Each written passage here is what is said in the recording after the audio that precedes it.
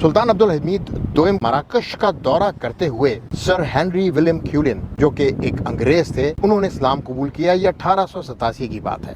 1890 में वो एक किताब भी लिखते हैं, फेथ ऑफ इस्लाम, और उसके बाद पहली मस्जिद बरतानिया में कायम की जाती है, जिसके लिए फंडिंग करता है वली अहद अफगानिस्तान शहजादा नसरुल्लाह। सुल्तान अब्दुल हमीद ने उनको शेख उल इस्लाम का खिताब दिया, उनका नाम तब्दील करके अब्दुल्ला क्यूलिन कर दिया। अब्दुल्ला क्यूलिन ने 1890 में मस्जिद बनाई, जो कि क्रिसमस के मौके पे खोली गई। उसके बाद उन्होंने एक मदीना हाउस भी बनाया, जहाँ पे अंग्रेज बच्चों को तालीम देते थे और अंग्रेजों की इजाजत से उनको मुसलमान करते थे। 1890 में ही ऐसा ड्रामा बनाया गया जिसमें शर्मंगेजी की गई और हुजूर पाक सल्लल्लाहु अलैहि वसल्लम की शान में गुस्ताखी की कोशिश की गई।